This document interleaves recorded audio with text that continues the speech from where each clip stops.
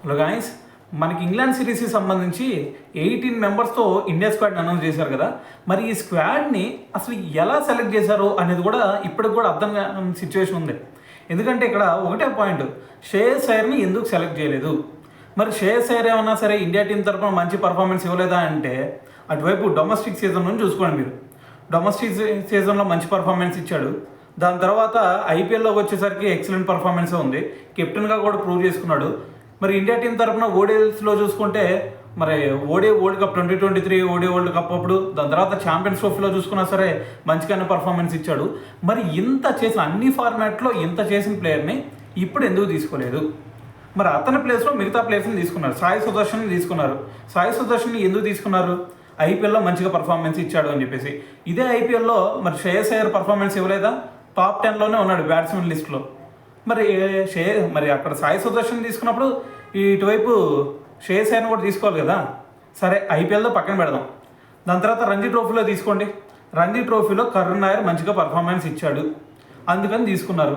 మరి ఇదే రంజీ ట్రోఫీలో మరి శ్రేయస్ అయ్యర్ పర్ఫార్మెన్స్ ఇవ్వలేదు. ఈ హీరో ఎక్సలెంట్ పర్ఫార్మెన్స్ ఇచ్చాడు, దాదాపు 200s కూడా కొట్టిన సినారియో ఉంది. మరి కరుణ్ నాయర్ని తీసుకున్నారు, ఎందుకు శ్రేయస్ అయ్యర్ని తీసుకోలేదు? ఆన్సర్ లేదు. దాని తర్వాత ప్రీవియస్ పర్ఫార్మెన్స్ ఇండియా టీం తరపున, మరి ఇండియన్ టీం తరపున 2023 వరల్డ్ కప్ అప్పుడు, ఛాంపియన్స్ ట్రోఫీ అప్పుడు మీరు చూసుకోండి, అక్కడ కూడా ఎక్సలెంట్ పర్ఫార్మెన్స్ ఇచ్చాడు కదా. మ్యాచ్కి ఒక స్టాండర్డ్ ఇచ్చిందే శ్రేయస్ అయ్యర్.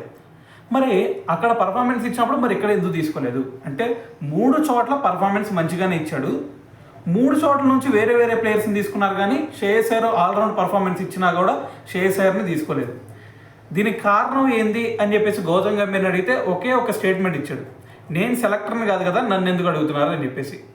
సో మరి అది కూడా తీసేద్దాం, అది కూడా పక్కన పెట్టేస్తే ఇక్కడ షార్దుల్ ఠాకూర్ని తీసుకున్నారు. షార్దుల్ ఠాకూర్ ఎక్కడ పర్ఫార్మెన్స్ ఇచ్చాడు? ఐపీఎల్లో చూసుకోండి, టాప్ 10 బౌలర్స్లో ఉన్నాడా? లేడు. మరి శ్రేయస్ అయ్యర్ టాప్ 10 బ్యాట్స్మెన్స్ లిస్ట్లో ఉన్నాడు కదా, మరి ఎందుకు తీసుకోలేదు? ఆన్సర్ లేదు. దాని తర్వాత వైభవ్ అరోరా చూడండి, టాప్ 10లో ప్లేస్ ఉంది బౌలర్స్ మోస్ట్ వికెట్స్లో, ఈవెన్ హర్షల్ పటేల్కి కూడా ఉంది.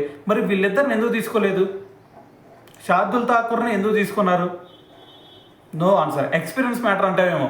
ఎక్స్పీరియన్స్, మరి శ్రేయస్ అయ్యర్కి ఎక్స్పీరియన్స్ లేదా? ఎక్స్పీరియన్స్ ఉన్న బ్యాట్స్మెనే కదా శ్రేయస్ అయ్యర్, మరి ఎందుకు తీసుకోలేదు?